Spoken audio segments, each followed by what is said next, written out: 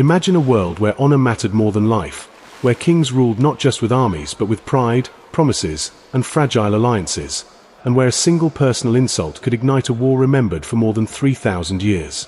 Long before history was carefully recorded, before maps were precise or dates agreed upon, the ancient Mediterranean lived in a space where myth and reality blended into one.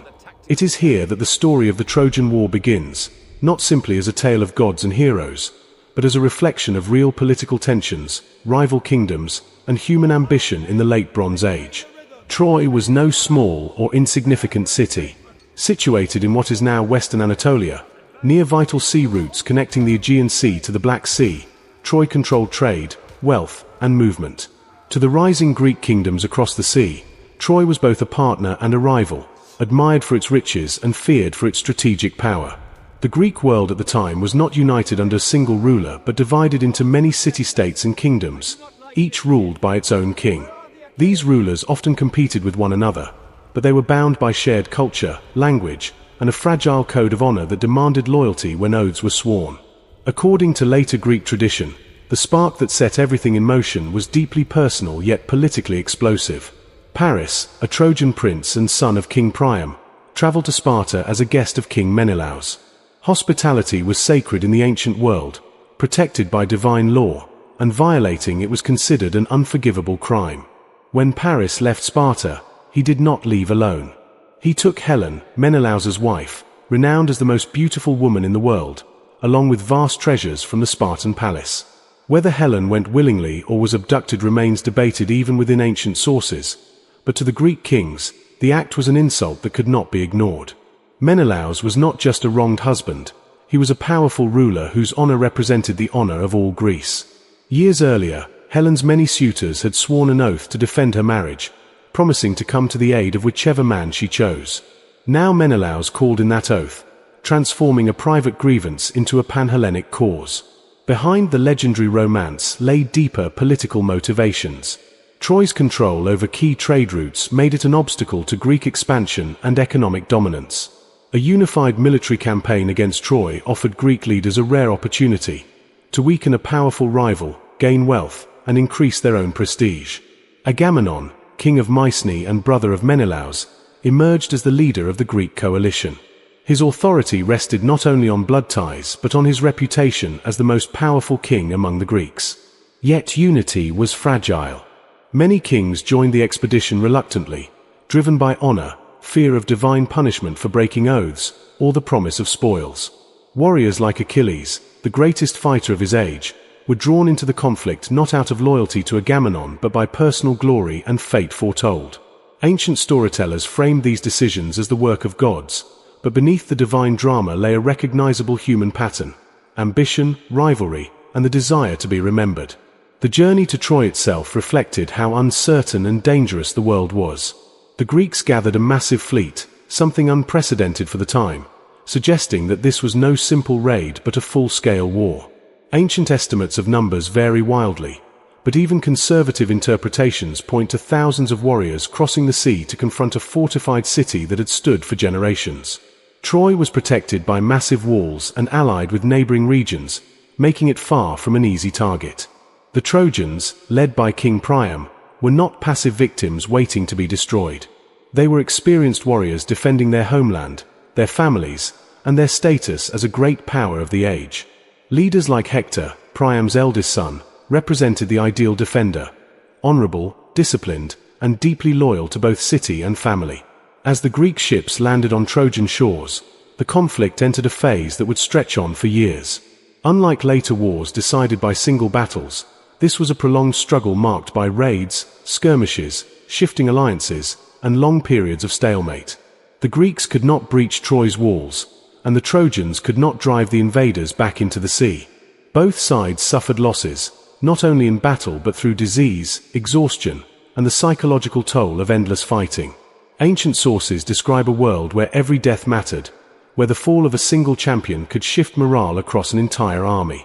The war became a grinding test of endurance, pride, and leadership, with moments of hope followed by crushing setbacks. What makes the beginning of the Trojan War so compelling is not just the legendary figures involved, but how closely it mirrors real human conflicts. Personal insults become political crises. Alliances form not from unity but from obligation. Leaders struggle to control powerful individuals whose personal goals threaten collective success. Even the presence of the gods, constantly intervening according to ancient belief, reflects how unpredictable forces seem to ancient people facing war, weather, and fate. By the time the conflict settled into its long and brutal middle years, both Greeks and Trojans were trapped by decisions already made, unable to retreat without losing honor and identity.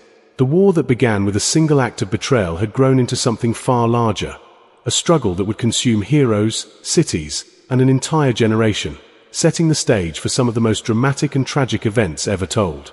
As the war dragged into its long middle years, the conflict settled into a brutal rhythm that tested both sides beyond physical strength, reaching into pride, leadership, and the fragile bonds holding each army together. The Greeks had expected a swift victory, believing their combined strength and legendary warriors would overwhelm Troy, yet the city's towering walls and disciplined defenders turned hope into frustration. Seasons passed with no decisive breakthrough, and the beach where the Greek ships were drawn up became a temporary homeland for thousands of men who had left their kingdoms behind. Raids replaced grand assaults, as Greek forces attacked Trojan allies in the surrounding regions, capturing resources, prisoners, and wealth to sustain themselves. These attacks weakened Troy's support network but did not break its defenses. Inside the city, the Trojans endured constant pressure, watching their fields burned and allies fall while knowing that one mistake could mean destruction. Leadership tensions within the Greek camp began to surface, revealing how fragile the alliance truly was. Agamemnon, as supreme commander, demanded obedience, yet his authority was constantly challenged by stronger personalities and greater warriors. The most dangerous of these conflicts erupted between Agamemnon and Achilles, the Greeks' greatest fighter. When Agamemnon seized Briseis, a captive woman awarded to Achilles, he did more than insult a warrior. He shattered the unwritten rules of honor that governed the army. Achilles' response was devastating. He withdrew from battle entirely, refusing to fight or lead his men. Without him, Greek momentum collapsed. Trojan forces, led by Hector, sensed weakness and pressed their advantage, pushing Greek lines back toward the ships. Losses mounted as the Greeks struggled to hold ground, and fear spread that the entire expedition might end in defeat and annihilation. On the battlefield, the fighting was intensely personal. Warfare in this era was dominated by individual champions whose skill and courage could sway entire engagements. Duels were not just displays of bravery but strategic events that affected morale on both sides. Hector emerged as Troy's shield, leading attacks with discipline and restraint, fighting not for personal glory but for survival of his people.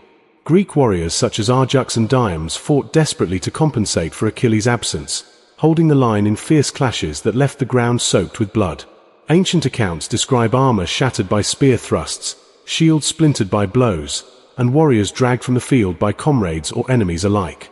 Death was sudden and often brutal, with little distinction between hero and common soldier once weapons were raised. The human cost of the war became impossible to ignore. While ancient sources do not provide reliable numbers by modern standards, they consistently emphasize staggering losses on both sides. Entire generations of young men were being consumed by the conflict. Greek ships were burned, warriors slain defending them, and Trojan fighters fell protecting the gates of their city. Families on both sides lived in constant fear, knowing that each day could bring news of another death. Inside Troy, women and children watched the walls anxiously, aware that if the city fell, their fate would likely be enslavement or death. In the Greek camp, men faced a different despair, haunted by the possibility that years of suffering might end in failure, their names forgotten rather than celebrated. The war's intensity was magnified by the belief that the gods themselves were involved, choosing sides and altering outcomes. Whether understood literally or symbolically, this belief shaped behavior on the battlefield. Success was interpreted as divine favor, failure as punishment.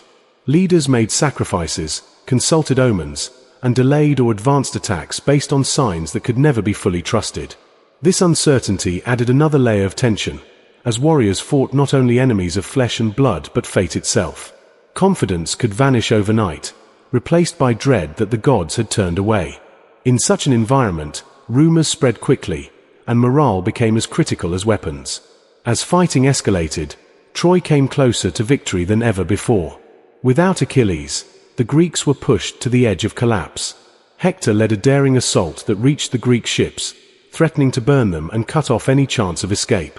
The sight of flames near the fleet sent panic through the Greek camp, forcing warriors to fight not for conquest but survival.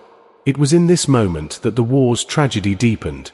Patroclus, Achilles' closest companion, could no longer bear to watch the slaughter. Borrowing Achilles' armor, he led the Myrmidons into battle, hoping his appearance would drive the Trojans back. At first, the plan worked. The Trojans retreated, believing Achilles had returned. But the illusion could not last. Patroclus was killed by Hector, a moment that shifted the war's emotional center. The death of Patroclus marked a turning point not because it ended the war, but because it exposed the price of pride. Achilles' refusal to fight had indirectly led to the loss of the person he loved most. Grief and rage replaced his earlier defiance, and his return to battle would change the conflict forever. Yet even before that moment arrived, the damage was irreversible. The war had already consumed countless lives, hardened hearts, and stripped both sides of any illusion of honor without cost. What began as a clash over pride and power had become a cycle of retaliation, where each death demanded another in return. By this stage, the Trojan War was no longer about Helen, trade routes, or broken oaths. It had become a struggle driven by momentum and necessity. Neither side could withdraw without total humiliation. The Greeks had sacrificed too much to abandon the campaign, and Troy knew that surrender would erase its independence and legacy. The middle years of the war revealed a harsh truth that echoes through history. Once violence reaches a certain scale, it sustains itself. Losses no longer discourage fighting, they justify it. As the armies prepared for the next phase, the conflict stood on the edge of its most brutal and decisive events, with fate closing in on heroes and cities alike. The return of Achilles to the battlefield marked the moment when the Trojan War crossed from prolonged struggle into irreversible tragedy. Grief hardened into fury, and fury became a force more terrifying than any army Troy had faced before. When Achilles emerged in his newly forged armor, the sound of his war cry alone was said to shake the Trojan ranks, symbolizing how fear can spread faster than steel. His presence shifted the balance instantly. Greek warriors, once exhausted and uncertain, surged forward with renewed confidence, while the Trojans, who had tasted the possibility of victory, now faced a relentless opponent driven by vengeance rather than strategy. Achilles did not fight for conquest or honor in this phase of the war. He fought to destroy, and that distinction mattered. Battles became faster, deadlier, and less restrained, with entire units collapsing under the force of his advance. The inevitable confrontation between Achilles and Hector was not merely a duel between two warriors, but a collision of values and destinies. Hector fought to protect his city, his family, and a future already slipping away. Achilles fought to avenge a past that could never be restored. When they met outside the walls of Troy, the outcome was swift and devastating. Hector's death broke the emotional spine of the Trojan defense. His body, dragged behind Achilles' chariot in a display meant to deny honor even in death, symbolized how far the war had pushed its heroes beyond humanity. Inside Troy, despair replaced hope. King Priam, once confident in his city's endurance, now faced the unimaginable loss of his greatest son. The Trojans continued to fight, but without Hector's leadership, cohesion began to unravel. Despite Achilles' dominance, Troy did not fall immediately. The city's walls still stood, and the Trojans still possessed capable fighters and strong allies. Yet the psychological impact of Hector's death was profound. Each battle now felt like a delaying action rather than a step toward victory. Losses mounted as Achilles cut through Trojan ranks, killing warriors who had defended their homeland for years. Ancient traditions speak of rivers choked with bodies and fields turned into graveyards, imagery that reflects the overwhelming scale of destruction. Even the Greeks began to fear Achilles' unchecked rage, understanding that a man who could show such cruelty to enemies might one day turn it inward. The war's later phase revealed a grim truth about prolonged conflict. Victory often demands compromises that stain even the winners. Achilles himself was not spared from fate. According to tradition, he was killed by an arrow, guided by Paris, striking his only vulnerable point. Whether understood literally or symbolically, his death reinforced the idea that no warrior, no matter how powerful, escapes the cost of war. The Greeks mourned him deeply, recognizing that their greatest strength had also been their most dangerous weapon. Leadership shifted once more, with figures like Odysseus rising in importance, not through brute force but through cunning and calculation. As battlefield stalemates returned, Greek commanders realized that Troy could not be taken by strength alone. Years of direct fighting had proven this. Supplies were strained, morale was fragile, and the cost of continued assaults was unsustainable. It was in this environment that deception became the final strategy. The idea of the wooden horse, attributed to Odysseus, reflected a change in how victory was pursued. Rather than confronting Troy openly, the Greeks would exploit fatigue, desperation, and hope. They constructed a massive hollow horse, leaving it outside the city while pretending to abandon the war. For the Trojans, the sight was both tempting and terrifying. After years of suffering, the apparent withdrawal of the enemy offered relief that clouded judgment. Warnings were ignored as the horse was dragged inside the city. The Trojans celebrated what they believed was the end of a nightmare, unaware that the war's most devastating moment was still ahead. Under cover of night, Greek warriors emerged from the horse, opened the gates, and allowed the returning army to enter. What followed was not a battle but a slaughter. Troy, caught defenseless, was overwhelmed. Fires consumed homes and temples alike. Warriors who had survived a decade of fighting were cut down in their own streets. Women and children were taken as captives, and the city that had stood for generations was reduced to ashes. The scale of destruction marked not just a military defeat but the erasure of a civilization. The fall of Troy did not bring triumph in the way the Greeks had imagined. Survivors faced long and painful journeys home, haunted by what they had done and lost. Many never returned, and those who did carried memories that would shape legends for centuries. For the Trojans, the aftermath was even harsher. The city was gone, its people scattered or enslaved, its history preserved only through the words of poets and enemies. The war ended not with resolution but with emptiness, leaving both sides permanently changed. In its final phase, the Trojan War revealed the ultimate cost of obsession with honor, revenge, and dominance. What began as a conflict driven by pride and politics ended in destruction so complete that it became a warning etched into cultural memory. The heroes of the war were remembered not just for their strength but for their suffering, and the story endured because it reflected something timeless. Wars may begin with clear reasons, but they often end in ways no one intended. As the dust settled over the ruins of Troy, the ancient world was left with a lesson that still resonates. Victory achieved through total destruction carries a weight that lasts long after the fighting ends. Long after the flames of Troy faded and the echoes of battle were swallowed by silence, the consequences of the war continued to unfold in ways just as devastating as the fighting itself. For the Greeks, victory did not bring peace or fulfillment, but a long reckoning with the choices they had made. The destruction of Troy had crossed a moral boundary that many warriors could not escape, and the gods, in the eyes of ancient storytellers, were no longer on their side. Storms scattered the returning fleets, ships were wrecked on foreign shores, and leaders who had survived years of war met violent ends far from the battlefield.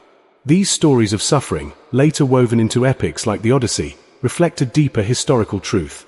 Wars rarely end when the last city falls. They follow survivors home, reshaping lives and societies for generations. Agamemnon, the commander who had united the Greek forces, returned to his kingdom only to be murdered by his own wife, a consequence of both his absence and the brutal sacrifice he had made earlier in the war. Other kings faced similar fates, undone by betrayal, exile, or divine punishment. Even those who returned safely carried the weight of what they had witnessed. The psychological toll of prolonged violence was evident in the ancient narratives, portraying warriors haunted by memories of slaughter and loss. The war had taken more than lives. It had eroded trust, compassion, and the sense of moral certainty that once justified the campaign. For many Greeks, the cost of victory outweighed the glory promised at the beginning. For the Trojans, the aftermath was absolute devastation. The survivors were scattered across the Mediterranean world, forced into exile or slavery. Families were torn apart, and cultural identity was threatened with extinction. Yet the story of Troy did not end with its destruction. Through the figure of Aeneas, a Trojan hero who escaped the burning city, later traditions preserved the idea that Troy's legacy lived on. In Roman literature, this legacy became the foundation of a new civilization, suggesting that even in total defeat, meaning could be reclaimed. This transformation of tragedy into origin myth reveals how deeply the Trojan War shaped ancient understanding of survival and renewal. The broader world of the Eastern Mediterranean was also altered. Archaeological evidence suggests that the Late Bronze Age was a time of widespread instability, with cities destroyed, trade networks disrupted, and populations displaced. While the Trojan War, as described in epic poetry, may exaggerate or mythologize events, it likely reflects real conflicts that contributed to this collapse. The destruction of a major city like Troy would have sent shockwaves through regional politics and commerce. Trade routes shifted, alliances dissolved, and new powers began to rise in the vacuum left behind.